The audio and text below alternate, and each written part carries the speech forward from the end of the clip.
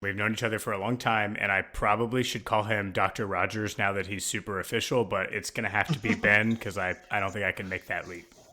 No, that would make me very uncomfortable.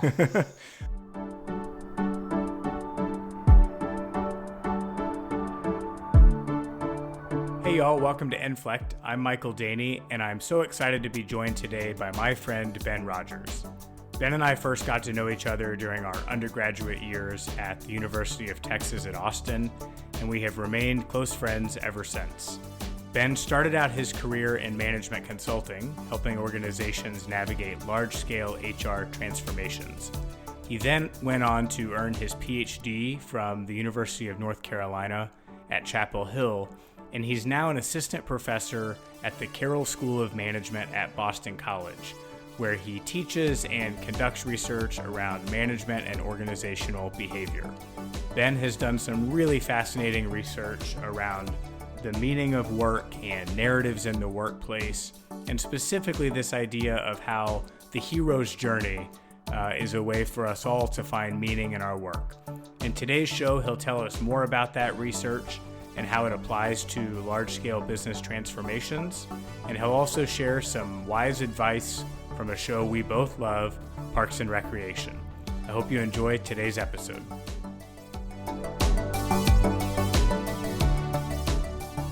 Hey Ben, welcome to the podcast. Hey, Michael, glad to be here. How are you doing today? Pretty good. Just working on some research and then enjoying the opportunity to be able to, talk to some other humans about my research for once. Exactly. Well, I've been told that there are other humans that listen to the podcast, so hopefully that is the case. But I appreciate you making time to chat with us today, and I'd love it if you maybe start by just telling those that are listening a little bit more about yourself, your background, and your current role. Definitely. So I first met Michael at UT Austin. We were in the same business program. And then after that, coming out of my undergrad, I worked in consulting for a number of years. I won't name the consulting firm since I don't want to, promote the competitors. I was also doing sort of large scale HR transformation work. I did that for about 4 years, but I kind of always knew I wanted to get back into academia. So I took the leap into grad school at UNC Chapel Hill, where I got my PhD this past spring. And then I just started this fall a position as assistant professor of management and organization at the Carroll School of Management, which is in Boston College. So I've been in Boston for a couple months, working on research, prepping to teach in the spring. I'll be teaching the core organizational behavior course, which Michael and I both taught a version of at UT Austin. And then on the personal side, I'm married to a wonderful person, Courtney, who Michael also knows from our time at UT Austin. And we have a 2-year-old daughter, Nora, and a dog, Sadie.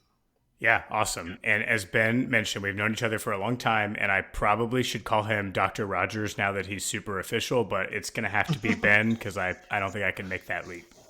No, that would make me very uncomfortable. Well, I am glad you're here. You were the first person from academia to join the podcast, and it's not an accident. I have been really fascinated over the last 6 months in particular, reading some of your research around kind of the meaning of work and narratives in the workplace, because I think it's resonated with me in my own career, but also I think there are a lot of kind of connection points to the journeys that our clients are taking individually and as organizations. And so I'm really excited to have you here to talk about that. And maybe as a starting point, you could just tell us a little bit more about your research around the meaning of work and narratives in the workplace. Yeah, absolutely. So as a good academic, I should start off with a definition. So when we talk about like meaning of work or meaningfulness at work, it's kind of this perception that our work is significant and worthwhile in some broader sense. And it's a very subjective perception. But the reason I am really interested in it is in my professional experience, and also as I've dug into the research, it's just such a core need for people and for organizations who are trying to, persevere and do challenging work. So finding a sense of meaning and feeling like your work is meaningful is just really important for its own sake, but then also for other aspects of well-being, which really just was very salient to me during my consulting career, where, I loved my work, I loved the people I was working with, but I was constantly seeing people who did not find their work meaningful, and seeing those people struggle was really sort of educational for someone right out of undergrad trying to figure out what does work mean. And so as you start to dig into research on meaning and meaningfulness, you come to realize that the narratives and the stories we tell ourselves about our work and our life are really a central, if not predominant, way in which we find meaning. So the human brain is wired for story. You think back to sort of caveman times where you go, oh, if I touch that fire, that leads to something bad. These are early iterations of stories, but thousands of years later, that's still the way the human brain works, of constructing sort of causal narratives about things and figuring out, what does this mean? How does it connect to other things I already know? And so the way we sort of figure out if something is meaningful, including in our lives and in our work, is really just, coming from the stories that we tell.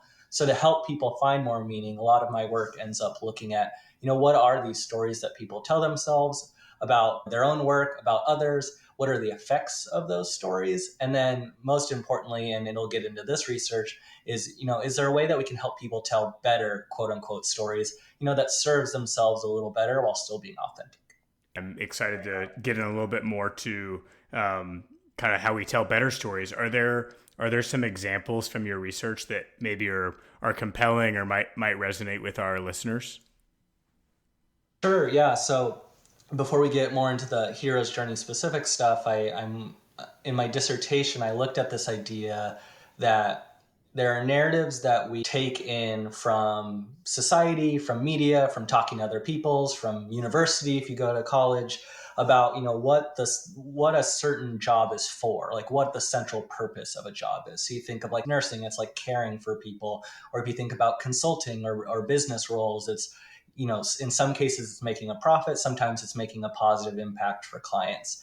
And so what I look at is when we encounter experiences that sort of align with those narratives, where you realize like, oh, I'm doing the thing, I'm here doing it, that those experiences often feel very meaningful. And the reason that's important is because it helps to explain why even distressing or challenging experiences can feel meaningful. And I'll give an example of, I did one study with nurses. Nurses, they do a lot of amazing things where they, heal people, cure, reduce pain, all of those things. But it's also an incredibly challenging job. But yet nurses often report that those challenging experiences can be as meaningful, if not more, than some of the other ones. And really, when we studied it, we actually show that what explains it is that there's these experiences that they go like, oh, I'm here, I'm caring for someone, even if it's really emotionally challenging for me. I'm doing the thing that I got into this job to do. And so it helps to explain like how an experience can be both meaningful and distressing at the same time, which is not to suggest people should seek out distressing experiences, but it helps to give a broader understanding of, why are these narratives so important, and sort of what can they help us do when they, serve our well-being in a positive way. Yeah, and I will add that your research around that is so interesting that I actually read your entire dissertation, which is not something I do on the regular. So props to you for putting together something that had such compelling research and findings around that. And I think the nursing example is one that's easy to understand because, to your point, we maybe think a lot about the good aspects of the job, right? The healing, the making people feel better, and don't often center as much on the challenging aspects of the job when we think about what that story might feel like. You kind of alluded to hero's journey. Tell us more about kind of how the hero's journey concept plays into this idea of the narratives we tell ourselves. Definitely. Just to give your listeners some context, in case they're not familiar with the term hero's journey, I bet all of them are familiar with the hero's journey type story, even if they're not aware of the term. So the term originated by this mythologist named Joseph Campbell, who was writing in the 1900s. And he was looking at mythical stories from ancient times up until today. And what he realized was they all seem to follow this similar plot, like not exactly the same, but the specifics of who the character was and what the goal was all varied. But there were always these sort of, in his version, 17 sort of steps to a hero's journey. And so a hero's journey is just this like story structure that says, for all these popular, really meaningful stories over the thousands of years, they all kind of follow this same basic structure. And I came to this from a personal standpoint. I've always been a huge movie nerd who likes to read books on screenwriting, even though I have never written a screenplay. And the suggestions that are always in the screenwriting books is, if you want to write a really compelling, meaningful story, often you want to tell a hero's journey or a version of it. And so as I was applying it to my own research, the idea became, can we take this advice to screenwriters on how to write a good screenplay and help people to craft a better life or a career story, depending on the study that we're looking at? Because we thought that life stories that were more similar to this story that people have experienced in one way or another, that if their own life story kind of matched that it would feel more meaningful to them. And I realized I never gave any examples of hero's journeys. So you think of Star Wars, think of Lord of the Rings, think of any Marvel superhero movie, they all follow this basic story structure. And I'll really go over the high points of the paper, that we take these elements of the hero's journey and we boil it down into 7 key elements. And what we show is that people who see those or feel like they have those elements of the hero's journey in their own lives, they feel like their life is more meaningful, and they have better well-being, feel more resilient, all of those positive types of things. But the important step that we take is not just to say like, well, these people who are living these really great heroic lives feel like their life is more meaningful, but we help people, anyone, to rewrite their own personal story as a hero's journey through this intervention that we develop and test in the paper, with the idea being that the elements of the hero's journey are really like common things that anyone can experience. And the elements are, protagonist, having a central person, shift, some sort of change of experience, quest, having goals, challenges, and then transforming as a result of them, having allies, so having people who support you, and then leaving a sense of legacy. Are you bettering your community as a result of the experiences that you've had? And so while when they put together, they make this really compelling story, every individual element is something that anyone can achieve or anyone can experience. And so we help people identify that, oh, you may not think you're living a heroic life, but your life story as you've experienced it also has these elements. So if we connect those together under this sort of overall theme, that you can see that you are living your own version of a hero's journey. And what we show is when people do that intervention, they find their life more meaningful, they have more well-being, they're more resilient, so they attack their personal problems in a more sort of productive way. All of these types of benefits are really important. And, it's connecting things that are already in people's lives into this cool story format while also remaining authentic to the things that they've actually done. Yeah, and I love the Star Wars and Lord of the Rings examples. I would say that I know you're also a sports fan, so in the future, feel free to use Vince Young here as a hero's journey example. I'm just kidding. I had to get Yes, had to absolutely. get in the Longhorn plug. But I think one thing you said in there that is interesting, and maybe this is a good transition into the conversation about how the hero's journey might apply to large business transformation journeys. But you said that, right, everyone can kind of be the hero, for lack of a better term, or apply this to themselves, rather than us just thinking, hey, there's one central hero.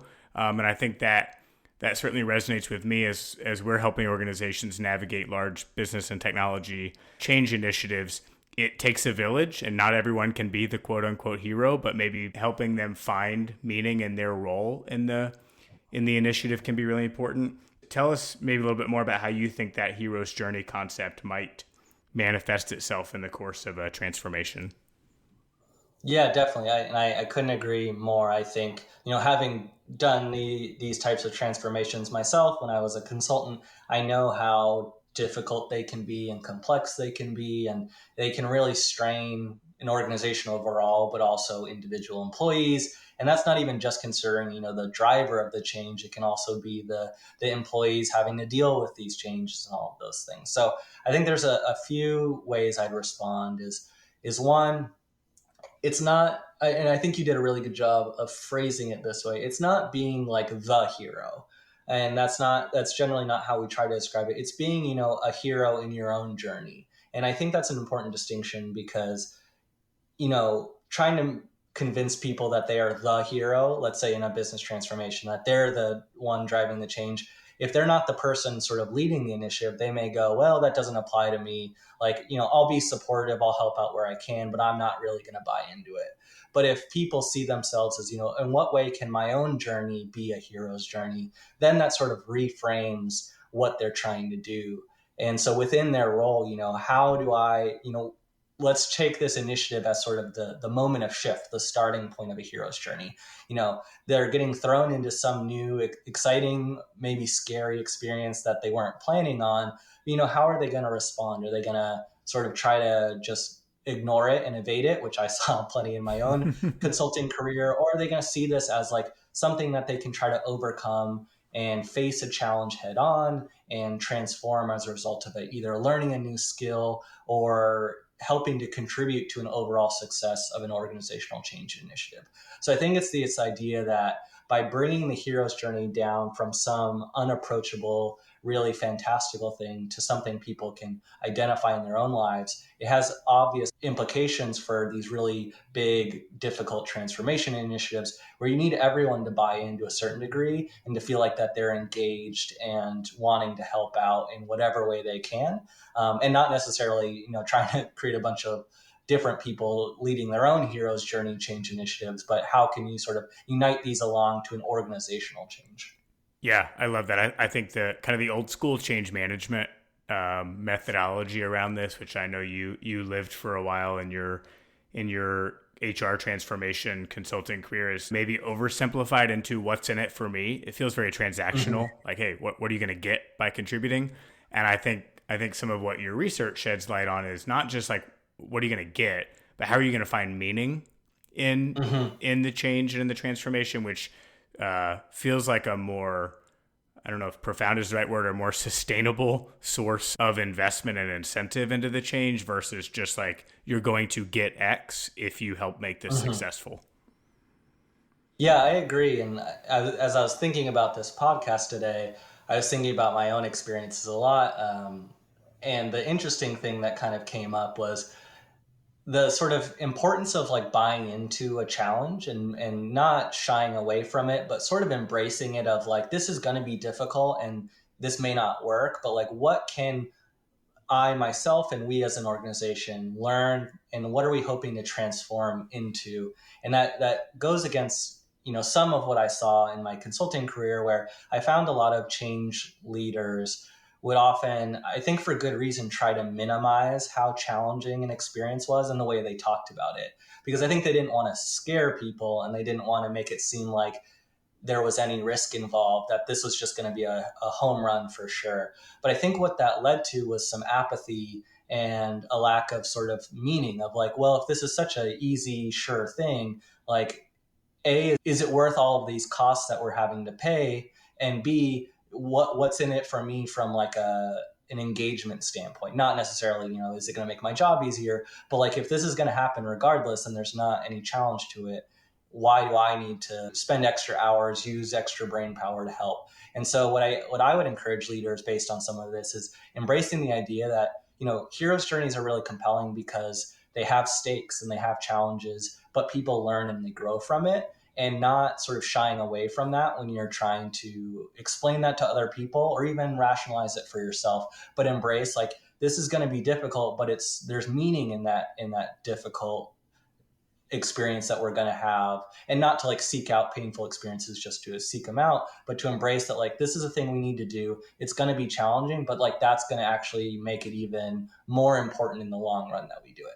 Yeah, love that. I think embracing the candor around the challenges ahead and uniting around that versus trying to sugarcoat it or shy away from it. And I think that approach of how to communicate the change often falls on the shoulders of, we'll call them the executive champion, but there is usually someone in the driver's seat, right, of these big changes. Are there specific elements of your research or your findings, maybe some tips and tricks for those people, right, the ones that are leading the change? Because that's a tough job oftentimes. Yes. I don't know, any key takeaways for those individuals as you think about the journeys that they're leading and navigating with their teams? Yeah, I think I'd point to two things. One is more broad, and one is a little more self-serving, at least in highlighting our research. So for the first one is broadly, where I begin is, particularly for these people driving these changes, is have them reflect on what is their personal story, both for themselves and for this change initiative. What do they think about it? Try to boil down, like, what are the elements that they think are important as it currently stands? And then sort of once they've done that reflection, does that feel meaningful? Does it feel meaningful to them? Do they think it would feel meaningful to other people? And the reason I highlight this is, all of us live very busy lives, often both in the workplace and outside of it. And we can get really caught up in just the day-to-day difficulties, ruminating on things that have went wrong or didn't quite go as right as we wanted to. And so it's hard for people to take a step back and go, what is the either 30,000 foot view, or at least, the 10,000 foot view of what's going on. And so my first suggestion would just be for people to reflect of, like, what to me is the story of this, both for myself and for the organization. And then taking it the next step is, if it doesn't feel meaningful or doesn't feel meaningful enough, you could use the elements that we identify in the hero's journey. And the reason I highlight them is because the part of the theory of why we think this works so well is, the story structure has lasted thousands of years. And that's not just by happenstance. We'd argue it's because the things that are baked into this story are really important things for, at least from a cultural standpoint. Their values that are important is embracing challenge, getting together allies, social support. So not just endeavoring on your own, contributing to a sense of legacy. And so we have a writing intervention that we detail in the paper, and I'd be happy to share it with you, Michael, and your listeners. But going through those sort of 7 elements and going, how does this apply, doing it for yourself and then maybe also for the change initiative, going through each of the 7 elements and going, like, who am I as a change leader? What sort of change that led me to be in this position? Who are my allies who can help me? What is my quest? Those types of things. And then you can also do it as from a change for organization perspective of, who are we as an organization? What are the values or needs that we're trying to begin this journey with?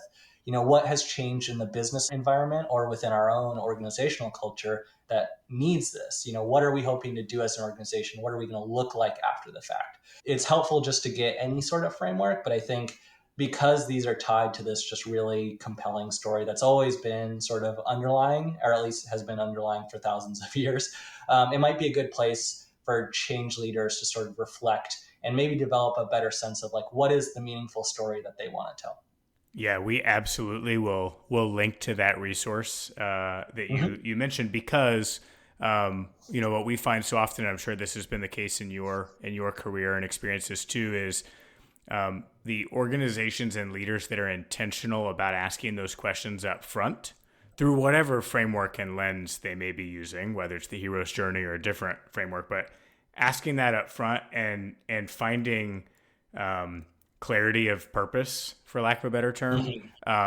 Those are the initiatives that typically have a much higher likelihood of success than the ones where you kind of stumble through finding that through the course of the implementation. So certainly something we'll provide. Do you have a few minutes for a couple lightning round questions before we wrap up? Of course. Okay, here's a good one. What's the best piece of advice you've ever received? That is a good question. So having been a listener to this podcast myself, I know some very light cursing is okay. So at least from when the boss does it. So hopefully I can get a pass on this. Hey, light cursing is like nothing. You can go as far as you want, but I've been told light cursing is where the line should be. So yes, carry on. Okay.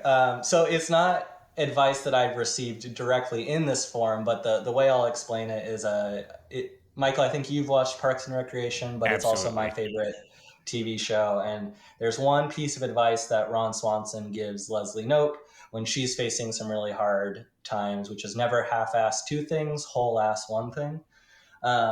And that's just perfect advice, particularly as I've sort of gone into this career that's very self-driven. And, I'm sure as a business owner, you also face this, you could slightly do a million things and still not have enough time in the day, but like none of those things would probably get done. And in my academic career, I could have 15 projects going at a given time, but if I'm not focusing on one project predominantly, it's not going to get across the finish line. And I think that's true in many types of academic careers. And this was actually the way it ties into sort of our shared history, Michael, is Ethan Burris, a professor at UT Austin, gave me a version of this advice halfway through my grad school career where I was working on too many things at once. And he didn't use this exact phrasing, though the message was the same. But he told me, I needed to focus on one piece of thing and really push that as hard as I could while filling in with the remaining time, the little things here and there. There's often the metaphor of you have a jar and there's the big rocks, and the big rocks are the things you really want to focus on. And then you use the little rocks, which are sort of the more minor tasks to fill it in. And so that's, I think that just manifests in a number of different ways. And so I'll stop there because I also recognize that this is a lightning round and I've just talked for like 2 minutes. Hey, this podcast would probably not be complete without an Ethan Burris shout out. So I'm glad you got that in there because he deserves a lot of credit for any success both of us have had. So I'm glad you gave him a shout out. What's the best book or podcast you've read or listened to recently?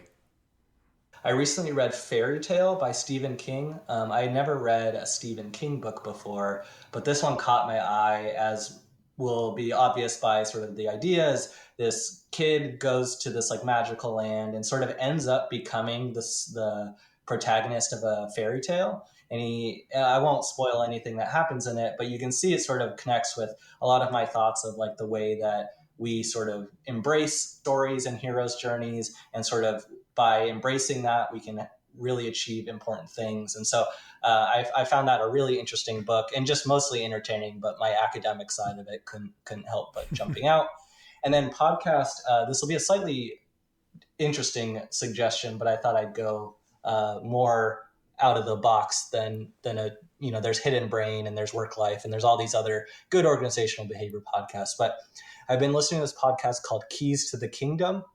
And it's by these comedians about what it's like to work at Disney parks and other amusement parks.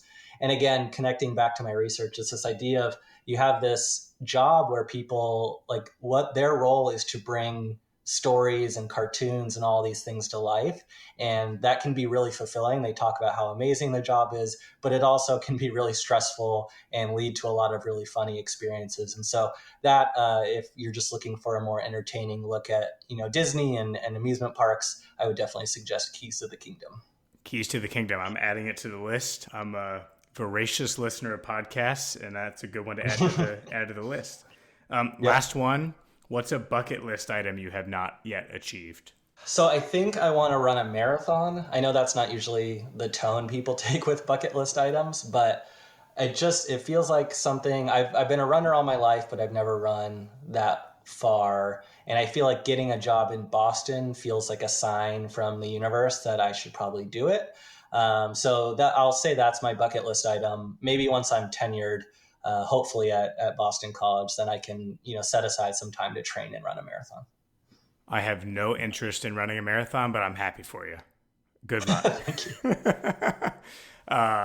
Ben, I really appreciate you making the time for this conversation. I have so enjoyed not only hearing more about your research around the meaning of work and narratives in the workplace, and of course the hero's journey concept, but I think getting some very pragmatic, actionable suggestions for our clients and our listeners about how to apply that to some of the really hard stuff they're doing at work and in life. And I think it will no doubt be very useful. So I'm very grateful you made the time to join us.